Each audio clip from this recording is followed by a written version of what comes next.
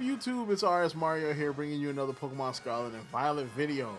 Now with some assorted Nintendo information as well. So, alright, so we got a couple of things to talk about today. So we got some updates from the Pokemon Scarlet and Violet. The new regional fake Pokemon that we got the other day. So we got some information on that. Some little details that we didn't really get in the beginning. Some things that we have kind of noticed now that it's already out. And also something that might actually play a role in the future of that Pokemon.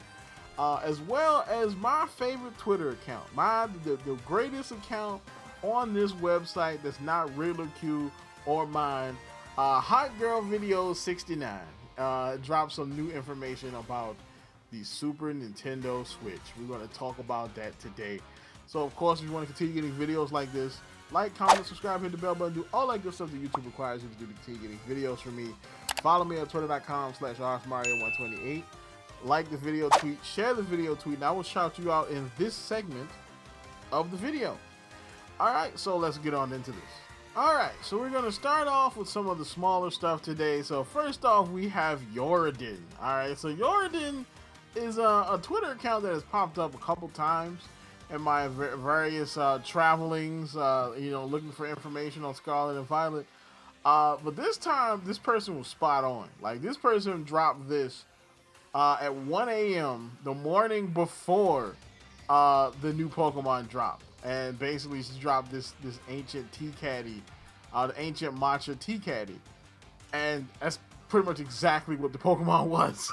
So they had it spot on. Alright, there was like final bet in before they show it. Here's a matcha tea caddy. So spot on. I just ran across that and was like, good lord, like how is it always that this happens lately? Like the morning before something crazy drops. So of course then we got Central Pokemon Leaks. He says you can only have one for next gen. Which would it be? Convergent Pokemon, regional forms, or cross-gen Evos? Now personally, I would like more regional forms. I like regional forms more. Cross-gen Evos are cool, but I mean, wouldn't it be even cooler if the entire line was like a regional form? Kind of like they did with like Zigzagoon, the Galarian Zigzagoon. And that would be cool. You know what I'm saying? Cross-gen Evos are cool. Convergent evolutions are cool. But I just think regional forms are one of the coolest gimmicks that Pokemon came up with that they're probably trying to abandon at this point. So then we move on into the Riddler Khu stuff. So Riddler Khu dropped this hint and it said which line would be her ace. So this is the chick from the Blueberry Academy. She's one of the BB League, the Big Blood League Elite Four, you know what I'm saying? So she wanted the Chiefs in the BB League, you know what I'm saying? And so I'm thinking I'm going to go with Golurk because of the color scheme of the little diamond thingies on her hair pieces. They kind of have a similar color scheme to Golurk. So that's where I'm going. I'm thinking that maybe Golurk is going to be her go-to. And then we get into some of the other stuff. So Tokyo Game Life came up with this one. Some prediction on Poltchageist's evolution based on Japanese tea ceremony. So they're saying that the tea bowl and the ladle could play some role into it, like what the evolution could be. Because remember, Poltchageist is a regional fake of Sinistea, not Sinestee's evolution. So essentially, Poltchageist might actually evolve themselves. You know what I'm saying? So Poltchageist might be the stage 1, and then something else would be the stage 2. Like maybe the bowl and the tea bowl and the ladle, or maybe some kind of like wagashi, like tea snack.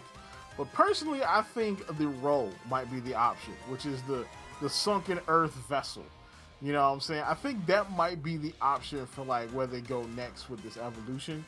You know what I'm saying? They can also do like maybe it can be ground ghost or fire ghost, since it's like an earthen vessel you kind of cook things in.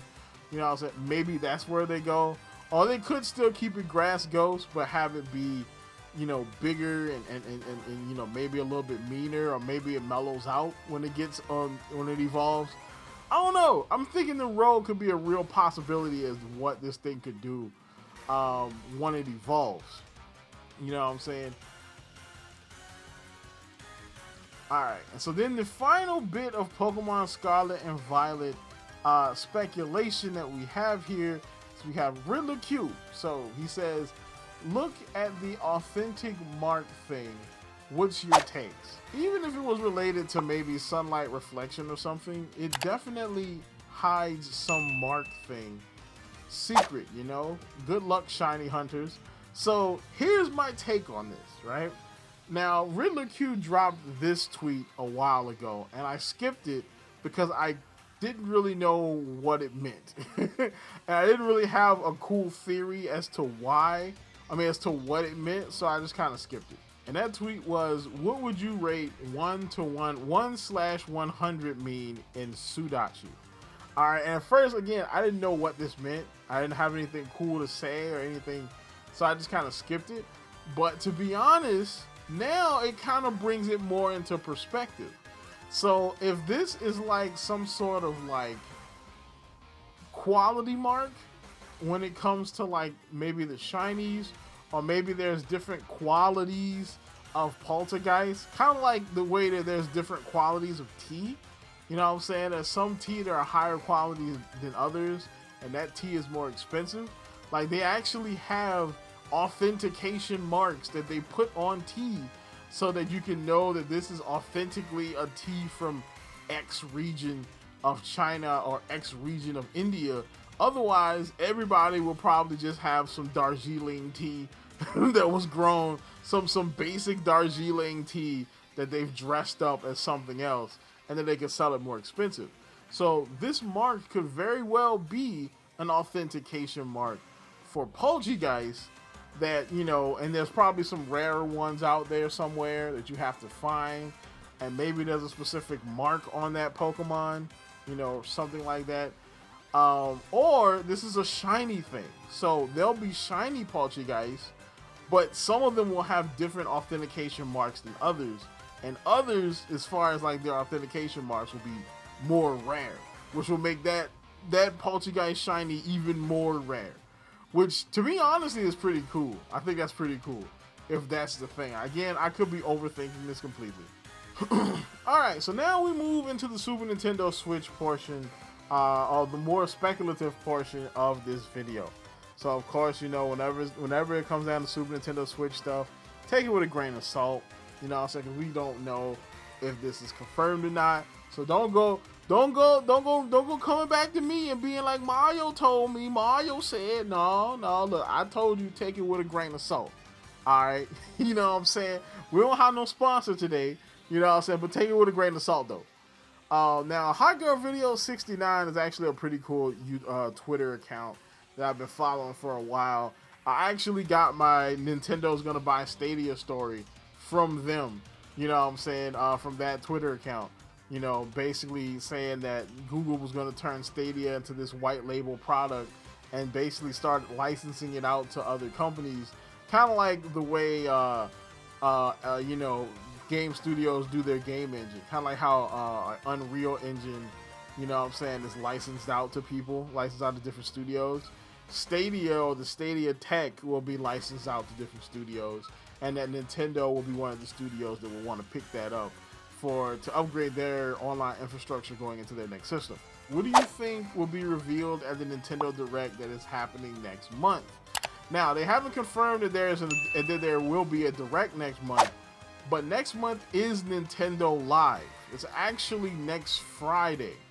Alright, so it's the 1st of September. So in the next week or so, we're going to get some information or some type of not reveal, but maybe like a announcement, because Nintendo Live is happening. All right, it's the 1st through the 4th, you know what I'm saying? So that's next Friday, technically. And he says, what do you want to see at what do you think we'll get? We'll get the Wind Waker Twilight Princess ports, the Xenoblade spinoff, which I just talked about, Donkey Kong or Metroid, which a lot of people were saying probably going to be the case, or a new competitive fighter. Personally, I don't think they're gonna do a new competitive fighting game. All right, like there was already some rumors that I wanted to talk about in a different video about Smash coming back, and Sakurai kind of talking about how, like, you know, he can't. I don't think that they can really do Smash without me. You know what I'm saying? In a different way, and how he might have one more left in him, you know, as far as Smash Brothers goes. But yeah, definitely the most likely case will be the Wind Waker Twilight Princess ports or the Donkey Kong Metroid game.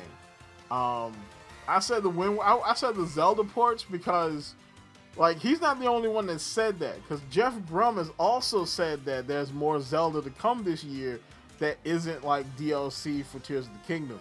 So more than likely that is ports.